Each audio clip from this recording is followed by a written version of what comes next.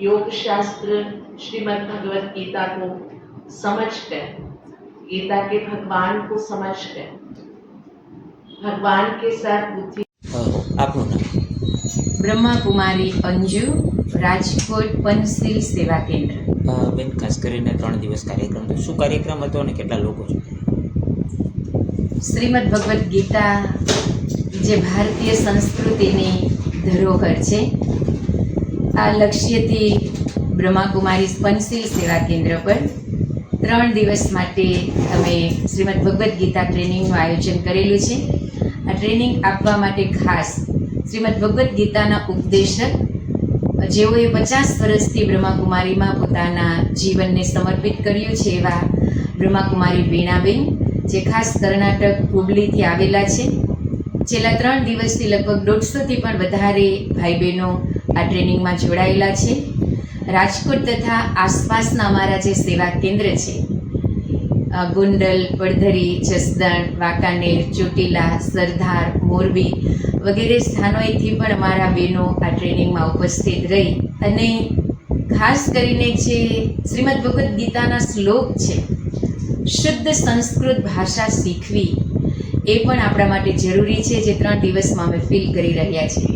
દરેક ટ્રેનર એક શ્લોક લગભગ 100 કરતાં પણ વધારે વખત રિપીટ કરે છે અને જ્યારે શ્લોક રિવાઇઝ કરે છે અર્થ સાથે, ત્યારે દરેક એવું ફીલ કરે છે કે મારી અંદરથી એક પોઝિટિવ ઉર્જા નીકળી રહી છે, આસપાસના વાતાવરણમાં પણ એ ઉર્જા ફેલાઈ રહી છે.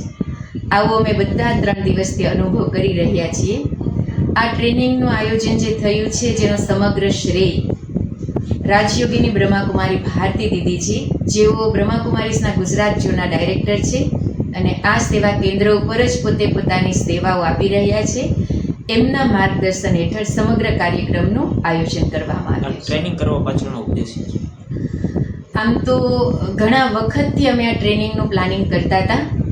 બ્રહ્માકુમારીઝના કર્ણાટકમાં હુબલી જે સિટી છે, ત્યાં અમારું બહુ મોટું ગીતા ટ્રેનિંગ સેન્ટર બનેલું છે. સમગ્ર ગુજરાતમાંથી ઘણા બહેનો ત્યાં ટ્રેનિંગ લેવા જાય છે, પણ અમે એવો વિચાર કર્યો કે અમે બધા ત્યાં પહોંચીએ એના કરતાં ત્યાંથી બેન જ જો અહીંયા આવે તો સારું લાગશે. એટલે એ આયોજનથી અમે વીણાબેનને નિમંત્રણ આપ્યું અને આ ટ્રેનિંગનો જે મુખ્ય લક્ષ્ય છે, એક તો અમે રાજયોગીની જે બ્રહ્માકુમારી બહેનો છીએ, એ શ્રીમદ્ ભગવદ્ ગીતાના શ્લોકને વ્યવસ્થિત સમજીએ અને લોકો સુધી પહોંચાડીએ. બીજું, વર્તમાન ટેકનોલોજીની દુનિયા, વ્યસન તરફ યુવાધન પોતાની શક્તિને વેસ્ટ કરી રહી છે. યુથની જે તન મનની તાકાત છે, એને પોઝિટિવ દિશા તરફ વાળવી, મનને શક્તિશાળી બનાવવું, વિચારોને સકારાત્મક બનાવવા, એ ગીતા શાસ્ત્ર જ એના માટે સક્ષમ છે.